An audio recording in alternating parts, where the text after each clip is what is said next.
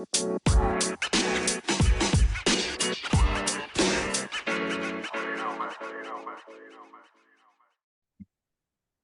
welcome to the Relentless Positivity Podcast from your host, Joe Martin. And my guest today is Philip Blackett. He's an author, he's a consultant, an entrepreneur. He's worked for FedEx, Goldman Sachs, Bank of America, Chick-Fil-A.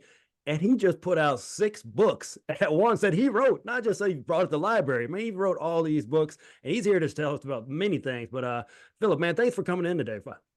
Thanks so much, Joe. I'm excited to be on this podcast with you and excited for the conversation we're about to have. Absolutely, man. So I'm excited too. Just stay tuned. We're going to get into some stuff that we need right now. One of the things we're going to talk about today is how to have a discussion about someone that you don't agree with what they believe in.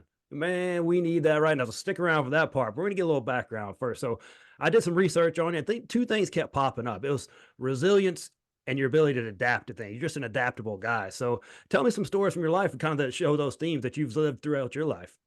Yeah, so I think about resilience, right? It's essentially like bouncing back. It's kind of the thing you see in like a lot of the hero journeys we've seen in like movies and books where it's just like not everything in life panned out well, right? And there's a great, illustration of what life is about.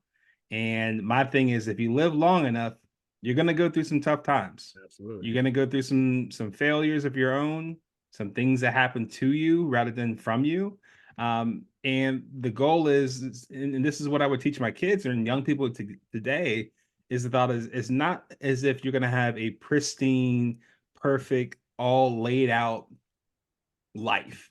Like we stopped being perfect the moment we got into this world. So why would we think if we're already imperfect by nature that we're going to have a perfect life? So when I think about resilience, I think in terms of like, you learning from something that may not have happened the way you wanted it to. Maybe it was a relationship gone awry. Maybe it was not getting accepted to a certain school you're hoping to get accepted to. Maybe it was a job that you thought was going to be your all and be all and go into retirement and they let you go. That was the case with me when I worked in Wall Street 2 years thinking that this was going to be like lifetime thing. Then something called the Great Recession happened. And so, listen, I'm a business owner, so I can better appreciate now the type of decisions that people have to make back then, and even now today. Sometimes when the economy changes, when you get new information, you have to make new decisions. Yep. And sometimes that means making tough decisions of letting people go or restructuring how you go about business. And that was the case with me. 2 years outside of college, thinking New York is going to be like the life for me. One day, get brought into a plain, boring office room, had my manager in front of me and then a witness on the other side just to make sure Oh, no, not the witness.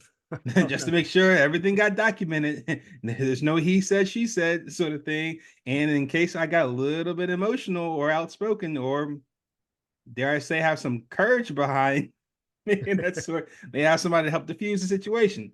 And yeah, it's like you're being told news you did not anticipate. So you're surprised, having to go back to your desk, get the banker's box, right? Like how do you find these boxes that they have ready in a closet? Or it's not like, oh shoot, let's go to Staples or somewhere to get a box. No, we already got them on deck. Just grab one of these. The other ones are for your friends. And having to come pick up your stuff in public during a work day. Everyone sees it because we don't have cubicles. We have like desks next to each other, like waist high. So you can see across the whole room. Oh, man. So you can see across the whole room who's actually putting boxes together, right? And you can put 2 and 2 together. And so I think that's a story that comes up top of mind for me. As far as like something I did not expect. I took a bit as a kind of a failure personally. I also recognize that life had to go on, but as a young 24-year-old, you're not necessarily thinking about that. And so having to be resilient in terms of thinking something as simple as, not so much knowing, okay, this is what I'm gonna do for the next 16 years when I become 40 now. No, resilience often comes out, Joe, as, okay, this is what I'm gonna do today. If nothing else, my focus is on getting this 1 to 3 things done today. I'm going to process this. I'm going to let my family know. and I'm just going to like decompress and like process everything that's going on. Like that's part of resilience because something happened to you and it's more about your response. How do you bounce back? How are you that ball when you throw it down to the ground all your might and it bounces up 2 or 3 times higher than how you threw it in the beginning? So I think, for me, my life has very much been resilience and adaptability. As things change, you have to adapt to it. Otherwise, you get left behind potentially.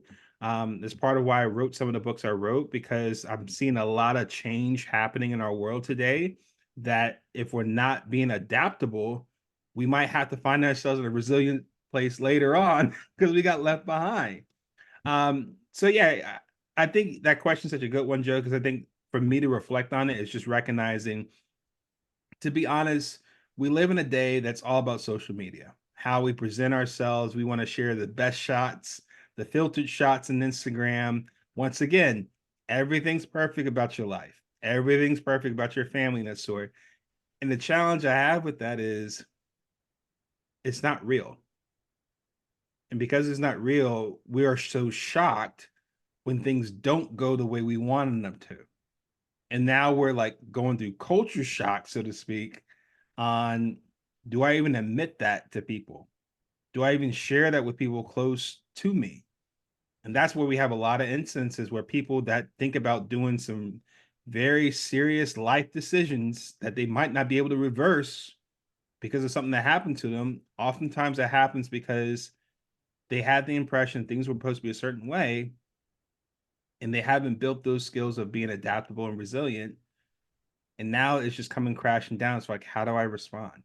Wow. You're seeing that a lot. I mean, you see the studies about the kids that were the smartest kids in their school, great grades, great on the ACT. Then they go to these Ivy League schools and everybody's the smartest as a smart. And then, oh my gosh, I got a C. I've never had a C in my life. And then they just completely go off the rails because this is not the plan. I thought I was getting straight A's here at the Ivy League too. I've always got straight A's. And then like you said, what do I do now? And if you don't have that adaptability and that flexibility, you're going to be in trouble. And a lot of them just dropped out because they weren't ready for that. Yeah, like I remember, Joe, I didn't really appreciate when my mom first told me this 20 years ago, but I think it's really true. And I'll share this on your show.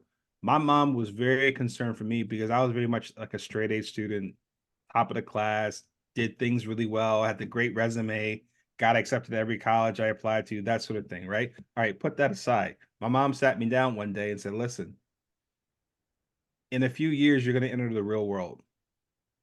In a few years, you're going to be in a place where you can't control everything just by how smart you are. Yeah. You're going to be in a world where you can give your best effort on something and it still does not pan out the way you want it to. Okay. My concern for you, Philip, is how are you going to deal with your first failure? That's what keeps me up at night because you're so used to things being a certain way and you're so skilled at what you're doing that when it's like what they said, I forgot who said it. When you're in the ring, like I think it was Mike Tyson or he said it or somebody else said it, it's like Yeah. everything's Mike fine Tyson. until you get punched in the mouth. Yeah, for sure. Okay, so when you get punched in the mouth, Philip, it's going to happen. I can't protect you from that. You're gonna have to grow up here. How are you gonna respond? And I think to me, that's one of those things that I look back on and say, yeah, these past 20 years for me has been very much like, how do I respond? And more so now, like, how do I help other people respond to the fact that, hey, your parents can't protect you from life, sweetie. You're going to have to grow up, get your big boy pants on, get your big britches on, your big girl underwear on. Let's go. Man. This is what it is. And I think the sooner we can do that with our young people and help prepare them for how it is rather than how it should be, then the better we're going to have it for these future generations. Oh man. Hey, moms know things, right? They just know. I'm Yeah. sure at the time you're like, yeah, yeah, mom. Yeah, yeah. And then until it really hits, you don't know if you've never experienced that. Now, me, man, I was straight C student. So my mom knew I was going to see some disappointment. So she well, let's get into your education background a little bit because man, I don't know. I want to get into this. So you've got a Sure. master's of divinity from the Southern Baptist Theological Seminary. You've got an MBA from Harvard Business School and a bachelor's in political science and economics from the University of North Carolina, Chapel Hill. And maybe it's your mom now that I'm hearing what you're saying. And so who kind of guided you toward, hey, education is so important. You got to get your education. It was actually my grandmother, Okay. because which is my mom's mom. So of course, mom probably took some from her, being raised by her, right? Um, I think part of it was just the philosophy, Joe, that listen, you know, not everything in life is going to be handed to you. I don't care how much you beg for it, protest about it, raise a ruckus or a scene about it, trying to compel people to say, look at me, help, give me, give me, give me. At some point, you're going to have to get on the court too. And I think a great analogy I use, because that's what I had to do, is basketball. At some point, either you can play or you can't. Right. And if you can play, you stay on the court. If you can't play, you sit your tail on the bench.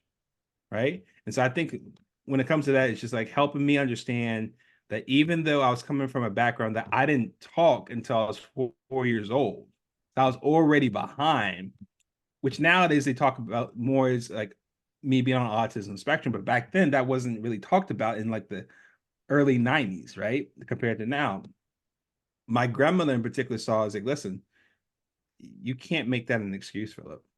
I know I'm like really, really young, so I'm not saying, oh, well, look at me, look at me. Yeah. It was more like, listen, like my kid can learn.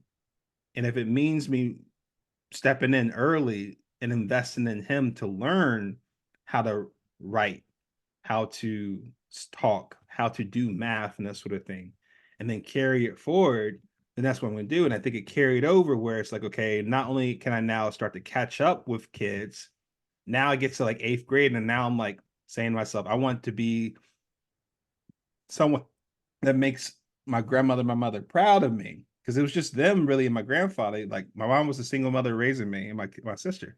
My dad wasn't around present. So that's a whole nother issue. But what I'm saying is everything we went through, I made the connection that the best way for me to repay my family in terms of what they did for me and how they sacrificed for me to get where I need to go is to make sure I like ball out in the classroom, There you go. right? So to get to that point where I'm like just barely struggling to like valedictorian my eighth grade class, going to like a prominent, college prep high school in Memphis afterwards, getting a full ride scholarship to North Carolina, on, kind of like you said before about educational background. Part of that was just like saying, hey, this was an arena that I knew I could excel at, but more so is like, okay, this is your opportunity. Why wouldn't you make the most out of this?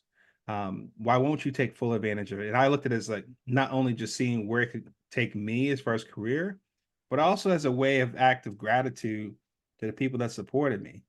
Because if I got kids myself, I'm not gonna sacrifice for my kids to have the best that they could have, and they're just gonna like waste it away. That's like a slap in the face for me. So I look at it as sense for me, I don't want to slap them in the face by not taking advantage of what education I had in front of me or what's possible. And so that's what really motivated me, I would say. Wow, that's awesome, man. And then your grandma had that growth mindset that so many people miss. That hey, you're not who you're going to be. I work with a lot of kids. And I try to tell them, hey, you're not who you're going to be. Right? I know things are hard for you right now. You're struggling with this right now, but you can get better. You can learn this. You can do this. And a lot of kids don't have that voice in their head, and they just assume I'm always going to be bad at math, or I'm always going to be bad at this, or I can't ever do this. But you had that strong background. Hey, no excuses. We're going to get this. And then you saw the value, like, oh, my hard work's paying off. And look at you now. I mean, that's amazing. So, and then it kind of feeds in all that education, writing 6 books at once. First of all, man, for anyone out who's not written a book, man, it's painful. There's a lot that goes into it. How did you write 6 at once, first of all? So this gets back to resilience and adaptability, right? That's the theme here. Maybe that might be the title of this podcast or something, Joe. Listen, I was being resilient after having a business failure. I bought a business back in 2019, right before COVID, and we struggled after the pandemic, and we struggled for years to keep things afloat. But my thought was, I'm going to do the very best I can to keep my employees paid so they can feed their families. And if that means I need to take myself off of payroll, if that means I need to take a second job working at Chick-fil-A of all places, taking orders, we'll do that. if it means me making some tough decisions as a business owner, right? Did everything I could until I got to the point where I just could not avoid essentially having to close down. Um, and that was really hard for a number of reasons. I also knew from what we talked about, Joe, life still has to go on. Okay. God has given me a gift each morning when I wake up, which is another 24 hours. Okay. So I can sit here and wallow about it, which, of course, absolutely take time to grieve about it. This is like your baby. This is a labor of love. This is something that meant a lot to you. You weren't expecting this, right? I'm not saying that that's not a part of it. But after a while, you're going to have to figure out what is your next step. So when I'm on the couch thinking of licking my wounds, thinking of next steps in that sort, one of the thoughts that came on my mind was, okay, I have a blank page on the next stage of my life. What do I want it to be? If I got the pen, I could write a new chapter here that starts now. What do I want this to be in the book of my life? And so what came up was, I know I published one book when I was in graduate school, self-published. There's a lot of other things I wanted to talk about. I just never had the time to do it. Okay, why don't we just focus on putting all that on paper? And if you can't put it all in one book, put it in 6 books.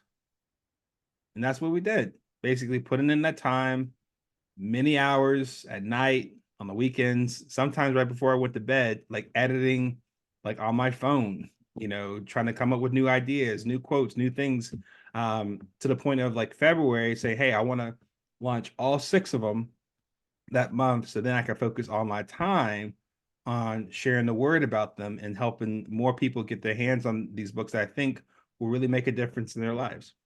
Wow. Man, that's a labor of love right there. And if you're watching the video right now, not just listening to audio, I turned purple for some reason. I don't know what happened. I don't know what happened. We're adaptable, we're flexible, we keep on moving, right? So let's hit these books, man. So why did you choose the topics you chose? So I think the first one that I think I put the most emphasis on is disagree without disrespect, how to respectfully debate with those who think, believe, and vote differently from you.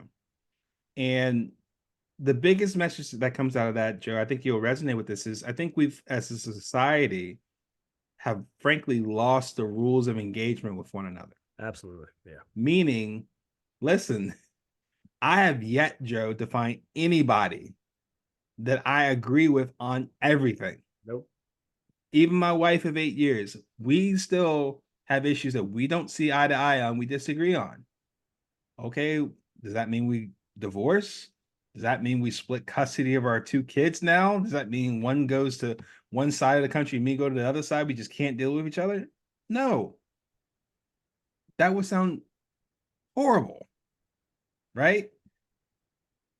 But that's kind of how our society is right now, where it's just like if you come across somebody at work, at school, in the community somewhere, and some topic du jour comes up, and you're on one side of the fence and the other person's on the other side of the fence, that means you can no longer commingle, coexist with that person. You have to defame that person and name call and criticize and call them all other names outside of a child of God on social media. That means that when that person's walking on the left side, you got to walk on the right side. That means your kids can no longer play soccer together. It's the type of thing where it's just like, listen, this is not the right path for us. And this wasn't the path before when I was growing up. You see, when I was growing up, and this is where I guess I get the whole like, we're not, it was my day. I walked, 8 feet of snow to school barefoot, right? But seriously, like when I was growing up, 1990s, early 2000s, so you had people either in like a courtroom or in politics, for example. There's one person that's clearly on one side, going against another person clearly on the other side. They'll go at it for a good half hour. You're wrong. I disagree. This is where you're wrong. This is why we should do this. When they finish, what they don't show on TV is when they leave the room, they shake hands.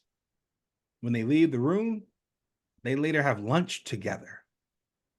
Who would have thought? They later can be seen at the other person's girls' soccer game that weekend, cheering the girl on with the family.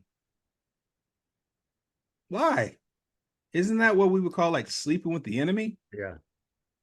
No, it's more the fact that, listen, he and I, we can disagree on the issues at hand when we were in the courtroom or when we were in the legislative arena, but that man's still a person. He can still be my friend. We can still do life together. And I think that that was a huge like light bulb to me, because I saw enough of that to say that's a way of doing debate. That's a way of being civil and cordial and respectful of one another.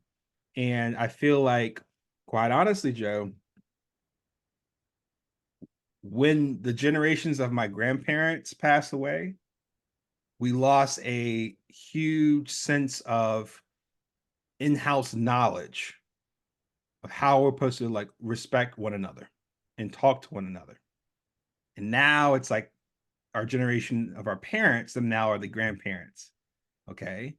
So now it's the question, it's like, okay, what type of legacy are we going to have for people going forward, our kids and our grandkids? Because they're going to learn from those who they're around. They're going to learn from what they see on social media, on their tablets, on their phones, on their TVs, on the internet, right? From their parents, from their families, from their schools. This is a topic that I feel like should be front and center, just by the simple nature of, I don't care if it's politics, I don't care if it's business, I don't care if it's religion, I don't care if it's, Joe, do you want pizza today for dinner or do you want steak? You're going to come across people that you're going to disagree on certain things. And one of the biggest lessons my mom taught me was that she said, you know what, Philip, just because I disagree with you, that does not mean that I don't love you. And I think that's the core theme of that book, where it's helping people understand that you can actually disagree with someone's views just on the merits of it and still respect and love that person in a healthy relationship afterwards. Wow, man, we've gotten so far away from that at this point. So there need to be more people like you to walk us through this. I think a lot of people, man, they just get so wound up on social media and all these different other places. And it's an election year, as we know. Man, we really need this right now. So let's man, does all this, by the way, does this all go out the window if you're arguing with somebody from Duke? Does it just go out the window? No, because I got friends, I got fraternity brothers that went to Duke and that sort.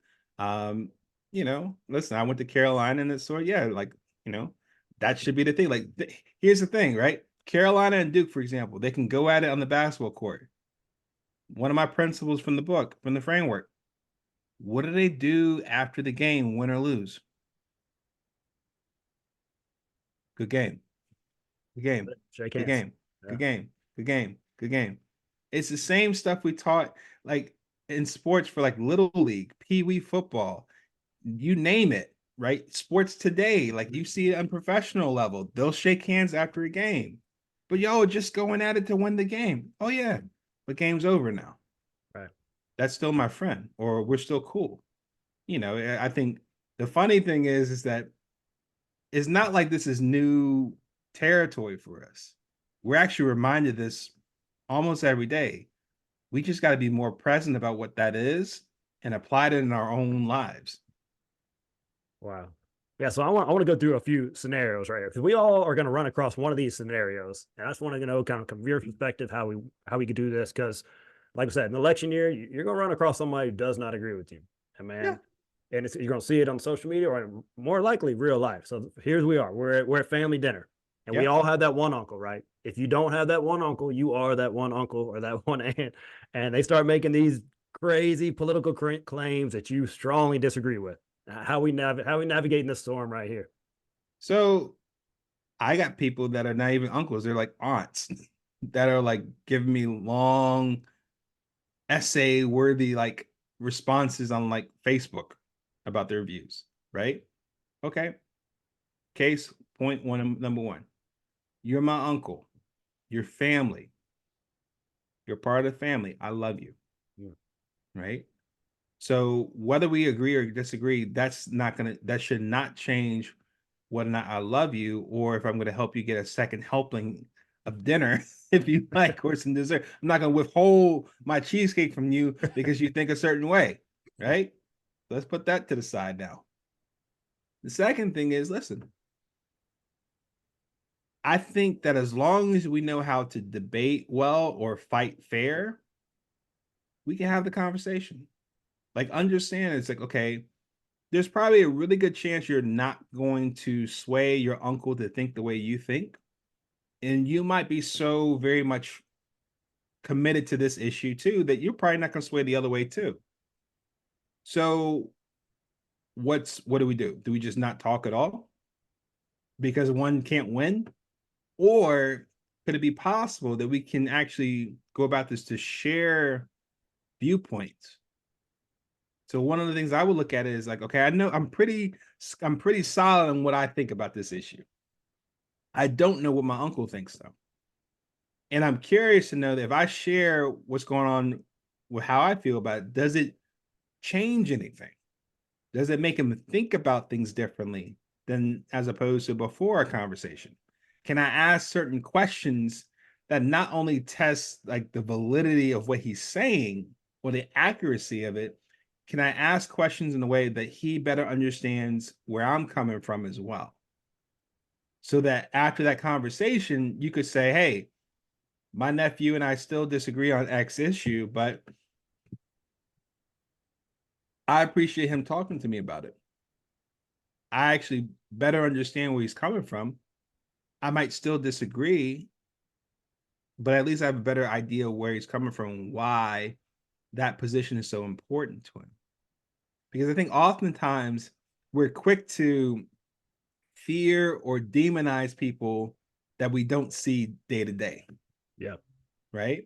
It's a lot different when that person is your child or that person is your nephew or your niece, right? So that familiar relationship now changes where I think a lot of people are quick to say, hey, that's my daughter, whatever she says, I accept it because that's my daughter. Okay, that's one way of doing it.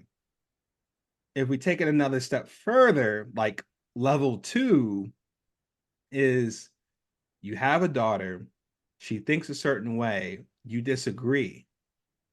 Okay, how do you go about loving and supporting that daughter while also respecting your own conviction, your own beliefs that are different? Because once again, that's a perfect scenario where someone may think that love is contingent on you agreeing with them. And that's a parenting teaching point for us all to teach our kids that my love for you isn't based on whether or not I agree with you. That's huge. So big. So big. Because if that's the case, then we're going to do this roller coaster emotionally for the rest of your life. Yep. You're going to be afraid to tell me certain things because you feel like, okay, dad's not going to agree with me here. And then he's going to shut me out or he's not going to come to my recital or whatever the case may be, as opposed to saying, you know what? I'm I'm training you to be an adult. I'm training you for the real world, right? My thought is this, okay? And I could say you're in my house, so that means you have to do it. Okay. But I'm also preparing for when she's no longer in my house, Right. Yeah. right? Because I don't want a rebellious child that just because things were a certain way growing up, that like, oh, now I'm going to stick it to him. No, I want it to be like we respect each other. Say, listen, I'm not down with that. I don't see it. Like, I respect you if you want to go down that route. And unless it's something that's, harmful to you or to others or something completely different, you can make that adult decision to go down that route and you can still call me up this weekend and let me know how your week is. And I Don't, think that don't lose that relationship over an argument. That's the biggest thing, man. You don't. that's the key, Joe. It's like you have to prioritize the relationship over being right. Right? You can still be at agree to disagree standpoint, but the relationship still has to carry over to the next day going forward. Wow. Yeah, I think we all need that one. You're gonna face that one. If you got kids, especially. I've got an 8-year-old boy. We do not agree on everything. So that's a good one right there, man. How about this? What about when arguing turns to shouting? It shouldn't. You want to know why? I do. I do. Because at that point, Joe, we get defensive. Yep. Just At lock that up. point, They don't hear anything else, do you? we don't see here anything else. You lost the battle. You lost the argument already at that point. Here's why I say that. We've reached a point as human beings that you don't know what the other person has been dealing with over the course of their life. It's to the point now that we popularize a word that I thought only was like related to shooting, and that's called trigger, Yeah. right? I didn't grow up with that type of word being popularized, right? So that's a new thing for me. But I say that to say, listen, you don't know where someone's coming from, that just by shouting or raising your voice, it could shut somebody down mentally. It could lead to them shouting back at you. We now live in a world where, depending on the person, that could be enough for them to want to take a gun and pull the trigger on you. So, my thing on this is kind of similar with road rage. Don't participate in it. If somebody is getting loud and they're shouting, listen, Joe, I love to talk to you about this, but the emphasis is on talking about it. I understand that you're feeling a certain type of way about this. I just don't do well with shouting because it doesn't keep things focused on the issues at hand or the merit of the issue that we're talking about. Now this gets beyond that, and I don't want to get to a point where our relationship suffers or things get violent or things get out of hand. So I love to continue this conversation as long as we're not shouting and calling each other names. If we can do that, we can proceed. If not, let me know and we can just pause in this conversation until a later time. That's it. Because you're talking about triggers, it's going to trigger flight or fight, right? You're going to feel like you're doing, and what happens is, you get that tunnel vision, your adrenaline starts pumping, and you're not going to make any points. You're not going to listen. You're just going to do either one or two things, fight or flight, right? So, yeah, the shouting, just, what's your technique for, are you a breath guy? What do you do? Just take a deep breath. And then, because you want to shout back. When someone shouts, that's kind of your first automatic thing. You're a pretty calm guy, I can tell from that. But how do you handle that? Well, yeah, like me being calm on the outside doesn't mean I'm 100% calm on the inside. Right. I think that there's work that's being done on the inside to make sure that doesn't come out on the outside, because you may think that way, but I give you no doubt in my mind once I say it because it's there. So what I say, Joe, is,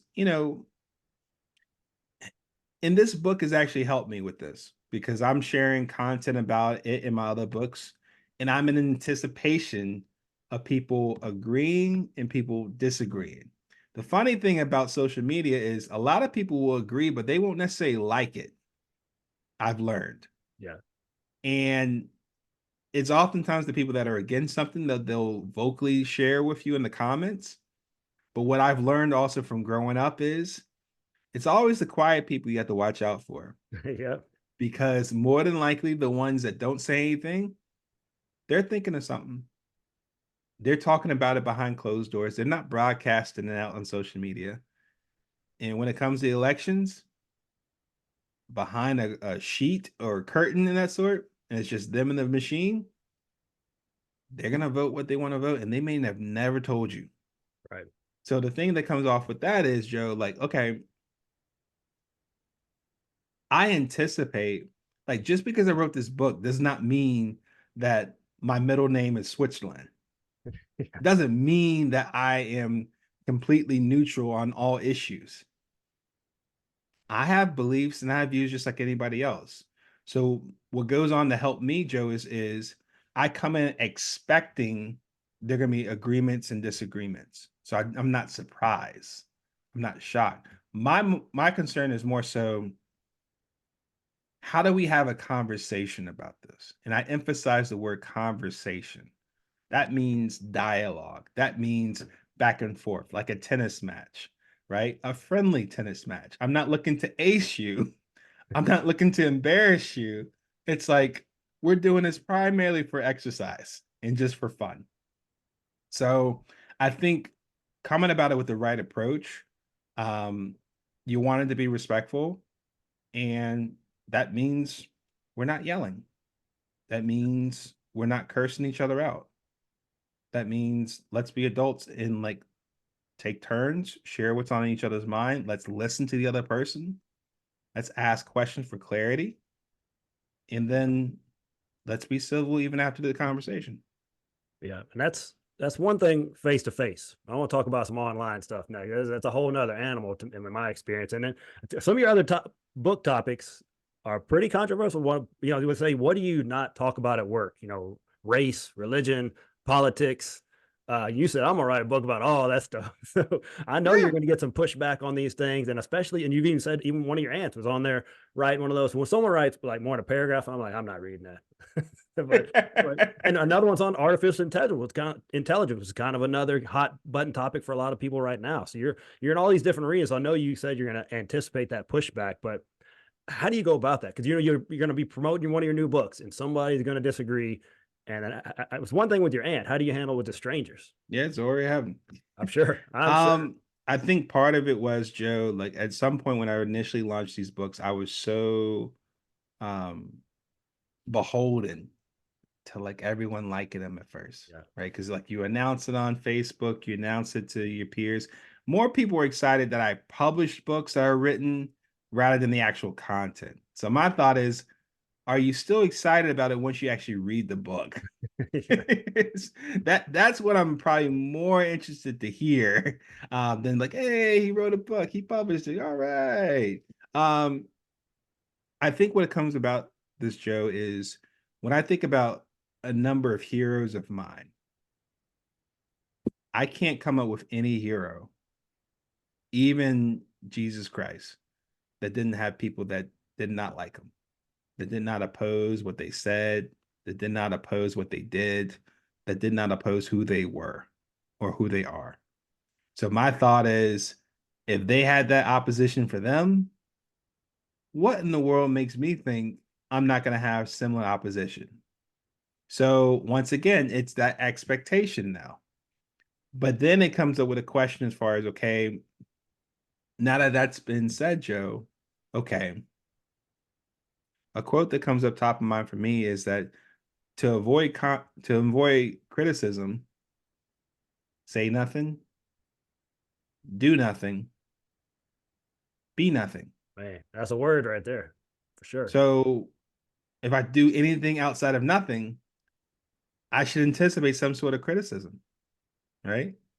So now it becomes a question where I'm at now is how much impact and influence do I want to have to help the next generation, the current generation of people now? Because some of the subjects in my books, I feel like everyone should start to grapple with and work through. But that can never happen if I'm too scared to share and to be vulnerable and to put myself out there to get, yes, people that like it and people that don't, right? Um, and I think that's just part of it. I think like when you think about your heroes, the people you look up to and that sort, especially in the public eye, you recognize that they're more likely polarizing. Not everyone liked them, but you probably would never have heard of these people if they had never put themselves out there for some sort of leadership position or some sort of reason. And I think that we as men in particular um, need to be more bold about that because I think sometimes I'm asking myself, honestly, where are all the men? Wow. Where are all the men out here? Because I feel like I'm sometimes a loner myself, taking on some stances that I feel like, hey, there should be some other people like me here too.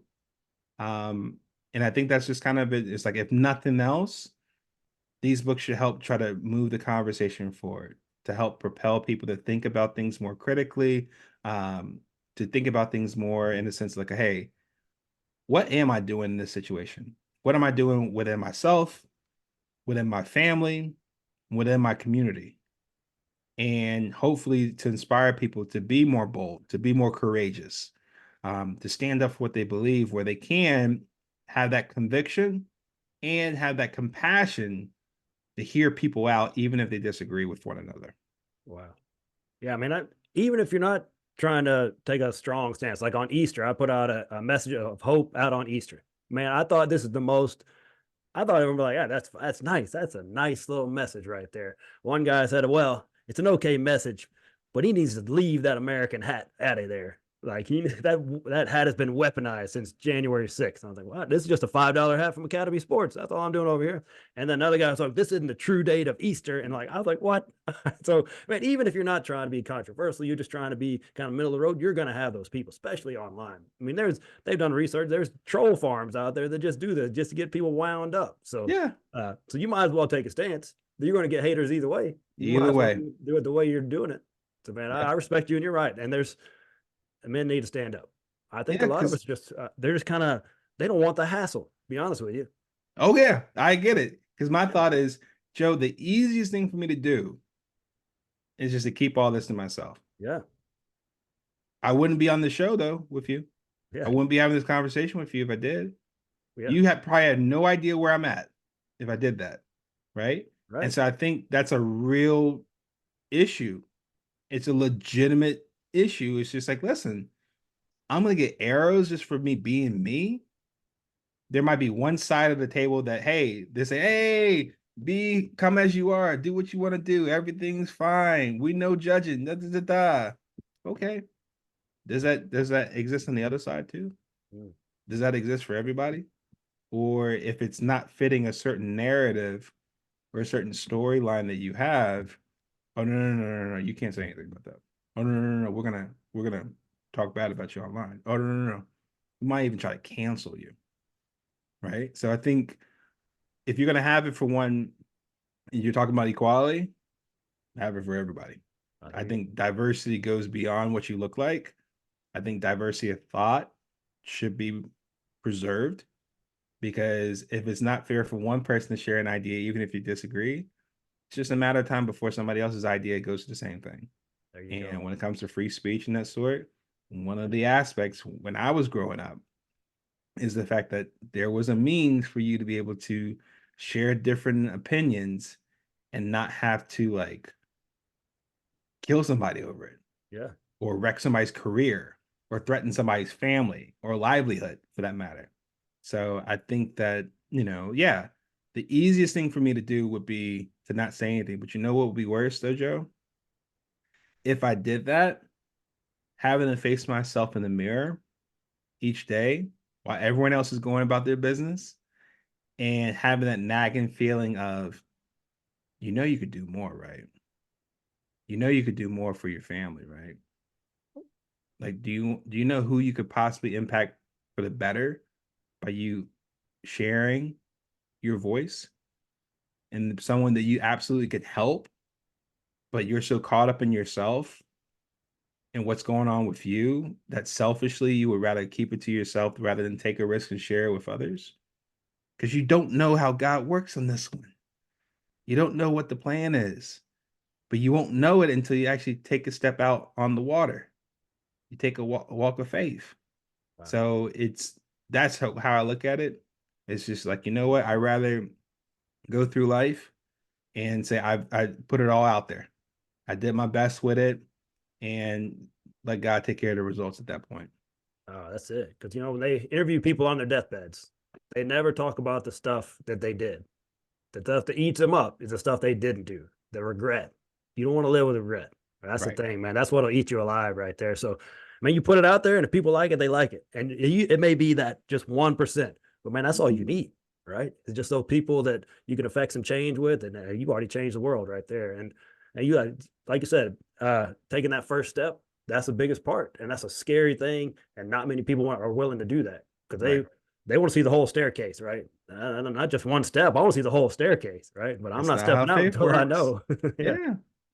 All right. So we talked about it. It's an election year. It's coming up. So we've been at the dinner table. We've been online. And now we're at work. Work's Yeah. kind of a little bit different animal sometimes where and you got that one guy's on one side, and you're on the other, and you start talking about his guy did not win. It's the day after the election. His guy did not win, and he's coming at you.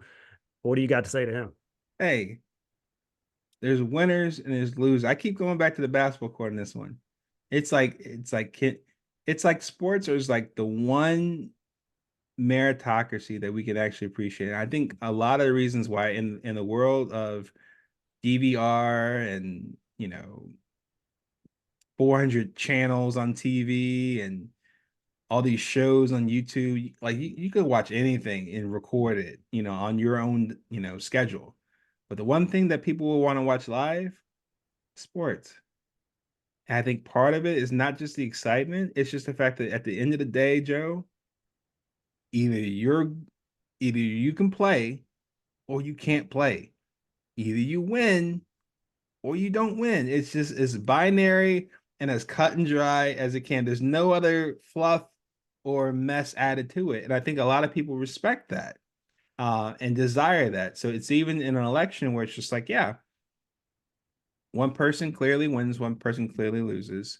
It's not clearly like basketball because anybody at this stage would say, like, oh, well, he won because of such and such and such and such. Oh, well, he lost because of such and such, and all that was illegal, and that was this. And so you can come up with any sort of theory or narrative justifying either one. At the end of the day, Joe, I just go back to the good sportsmanship. Don't be a sore winner. Don't be a sore loser. You knew that this was going to happen going into election. Me and my colleague, we are voting for different people. Okay, let's be grown-ups about this. On the following day, we're going to face each other. Someone's team's going to win, someone's team's going to lose. Okay, well, guess what? We also came here on a common ground that we're here to work. We're wearing the company colors. We're on the same team here. Okay. So the moment that something outside of work starts to divide you from what you're supposed to do, then we got an issue. And so that's the same issue that we have with kids who don't get what they want. And clearly it moves on up with people being adults who don't get what they want. So my main thing on it is, listen, Joe, I got it. Like, congrats, your guy won. All right. You can shake hands on that and move on to the next subject. You can talk about it more during lunch hour or around the water cooler. That's cool too. My thought would be, however the results came out, we respect it and move on, and we can talk about it if we want to. If we don't want to talk about it, that's cool too. We can move on to work and other items. Elections aren't the only thing we can talk about here. Thank goodness. So I think that's just kind of one of the things. It's like we just got to get to a point where we're mature enough and respectful enough to say, hey, elections happen. It's a part of our society. It's part of why we live in the country we live in. It's part of our government. It's going to happen. So once again, managing expectations. Okay. You want your team to win. I want my team to win. Okay. We can learn about that, debate about it and that sort. But when the election happens, shake hands, good game. Let's move forward. Man, we got so many people go the opposite way on this one. They need to pay. And if you're not into politics, just picture Alabama, Auburn, North Carolina, Duke, that time. If you're not into politics, man, at the day after the game, guess what? The game's over. I mean, you can pitch a fit all you want. You're not going to change the outcome, right? And for the election, it's going to be the next 4 years. Are you going to be like this for 4 years until you get the next guy in there? You're going to have to work with that person every day for those 4 years. I mean, you might as well figure out how to coexist. Yep. I mean, I think that's really challenging, Joe. I think this one is just like, I tell my kids, like, listen, either we play fair or we don't play at all. Okay. I'm teaching my kids now, like, everyone doesn't get a participation trophy. That's not how I run. It's about helping people understand, like, you can take turns. Yep. That's one way of looking at it. And then you're going to graduate to competition. And you're going to have one person that wins and one person that loses. And we need to be fair, whether we're winning or we're losing. Otherwise, let's not even get into this at all, because it's not so much the game's fault. Don't hate the game on this one. This is one that I say, hey, let's consider the players in this one, Yeah. because maybe it's something where it's like, look, if we can't be mature enough to say, hey, there's a chance we can win and there's a chance we can lose. And either way, we need to act like we got some sense and some maturity about ourselves. That's more of what we need to focus on, because that's what adults should be about. And we've done that before. We just need to bring that back and then teach the young people of today how to do things the right way. That's it. Because it didn't used to be like this. President, I mean, people were disappointed and things like that, but people have lost their mind over the past few elections. It's just wild, and we know we can do it. We've done it in the past. So I'm worried with you about our future generations. Like, is this how y'all are gonna? What's this gonna look like in 20, 30, 40 years from now if we don't have people like yourself that, hey, we need to course correct right here. So I hope you guys are taking notes out there and you're gonna pick up a copy of that book. So, man, you've written all these books. You've got all this educational background. You're passionate about all these things. What's next for you? What are you doing?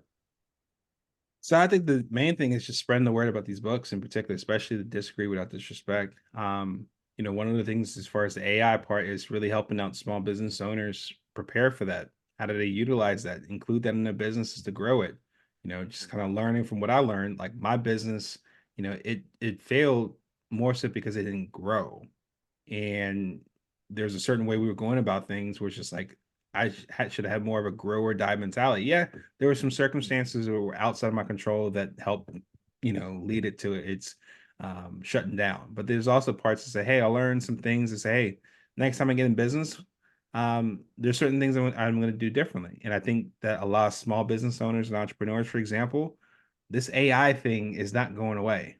And you can decide to put your head in the sand like an ostrich and believe that AI isn't real. Or you can say, you know what, this is probably one of the best things that could have ever happened to our business since the internet, that can actually help me not only survive, but thrive and do really well depending on how I wield it. And I want to be able to help out those business owners be able to take full advantage of what's out there to help them grow, and help them succeed. So yeah, I think really it comes down to sharing the messages behind my books to be of help to as many people as possible globally, and also helping out with small businesses and entrepreneurs really take AI to the next level to really make over their businesses into the businesses they always dreamed of before life happened.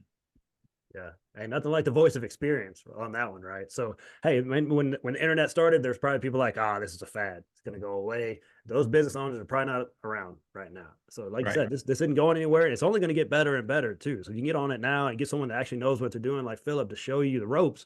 Man, it can be so powerful. So, how can people follow up you, get a copy of these books? What's the best place to go?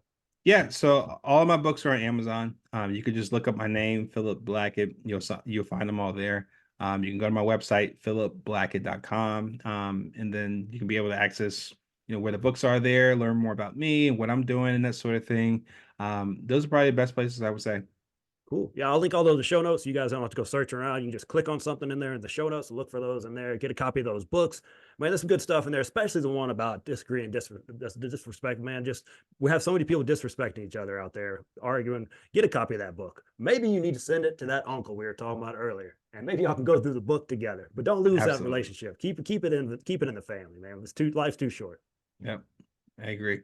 Hey, Philip, thanks so much for coming on here. And thanks so much for what you're doing out in the world right now. We need, like I said, more voices like yourself that are getting us course corrected, or no telling where we're going to wind up. Absolutely. I really appreciate the opportunity, Joe, and hope this is helpful for a lot of people listening in. Thanks so much. Absolutely. Oh, man, it helped me for sure. I took some notes. I want to share those as well. But hey, if you're listening right now, please share this episode with somebody. Somebody needs to hear Philip's message. Maybe it's yourself. Maybe it's that uncle or aunt. Maybe it's just somebody you work with. They need to hear this message, especially with this election year coming up. Don't lose those relationships. You don't have to lose them over these arguments. There's a way forward, and Philip's got the way for you. Thanks again, Philip, for being on here. And we will see you guys next week on the Relentless Positivity Podcast.